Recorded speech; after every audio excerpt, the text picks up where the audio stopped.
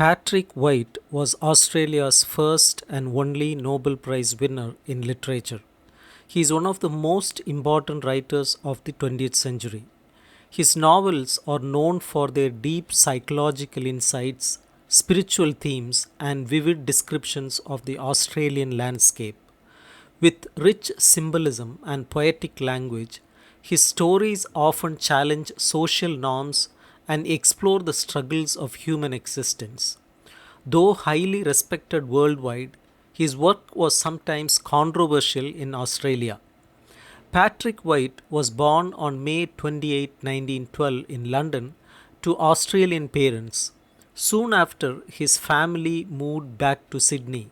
He spent part of his childhood on a large sheep farm in New South Wales and later lived in the city. These different environments shaped the settings in his books. As a sickly child, White often stayed indoors and read books by Charles Dickens and William Shakespeare. At 13, he was sent to study in England at Cheltenham College. He found the experience lonely and difficult, which later influenced the themes of isolation in his novels. White studied French and German at King's College, Cambridge, where he began writing poetry and plays.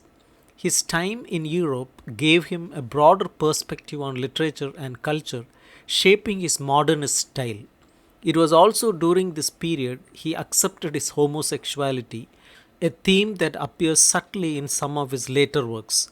White's first novel, Happy Valley, published in 1939, was set in rural Australia. While it showed his unique writing style, he later distanced himself from it.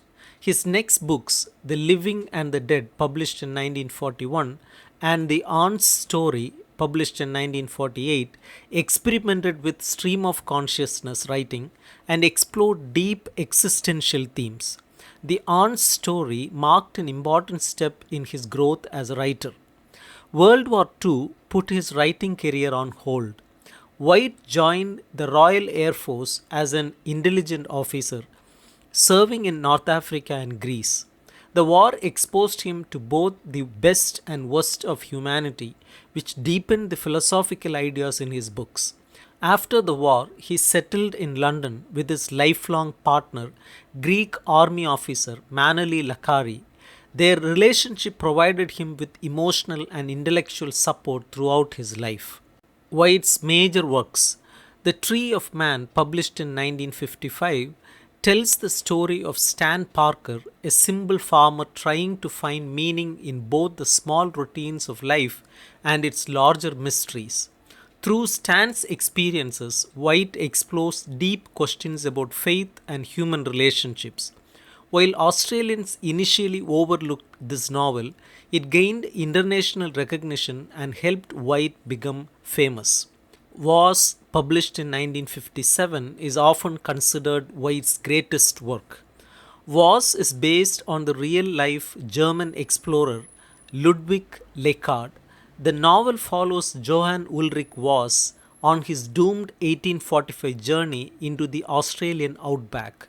More than just an adventure story, it is a spiritual journey, as Was's connection with Laura Trevelyan becomes almost mystical. The novel also critiques colonialism and examines how suffering can lead to self discovery. Riders in the Chariot, published in 1961, brings together four outsiders: a Jewish Holocaust survivor, an Aboriginal artist, a poor washerman, and a wealthy but eccentric woman. Despite their differences, they share a vision of a divine chariot symbolizing hope and faith. The novel explores themes of prejudice, spirituality, and resilience in a world focused on material wealth.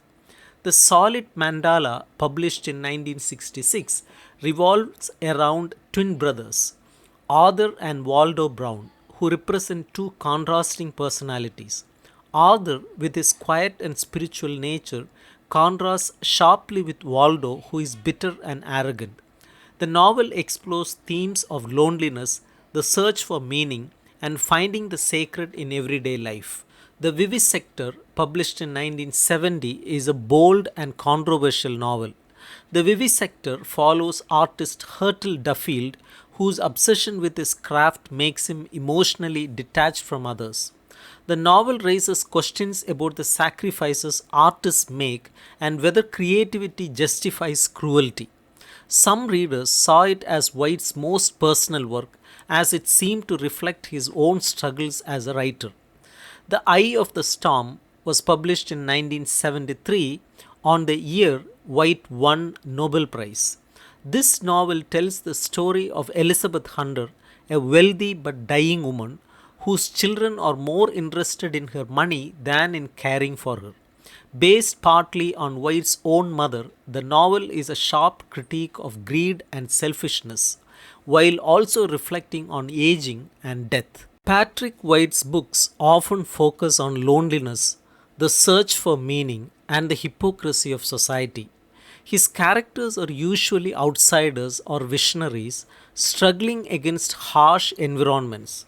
Whether the empty Australian outback or dull suburban life, his writing is dense and poetic, using shifting perspectives, rich symbolism like fire, light, and water, and deep psychological insights. Inspired by modernist writers like James Joyce and D.H. Lawrence, White challenges readers to think deeply about identity, spirituality, and the human experience. White was known for being private and sometimes sharp tongued, which made him unpopular with some critics. However, his 40-year relationship with Manali Lakari gave him emotional stability. They lived in Sydney, first in Castle Hill and later in Centennial Park, where they created a peaceful garden that reflected White's love for nature. His autobiography, Flaws in the Glass, published in 1981, openly discussed his sexuality, writing process, and dislike for literary arrogance. In 1973, White won the Nobel Prize for Literature for his epic and psychological storytelling that introduced Australian life to world literature. The award divided Australians, some were proud, while others had long ignored his work.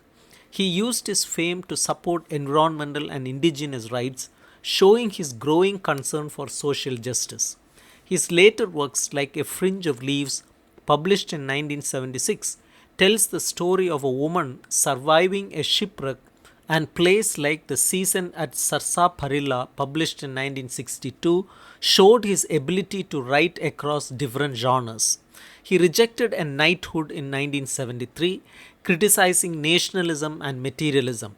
When he passed away on September 30, 1990, it marked the loss of one of Australia's greatest writers.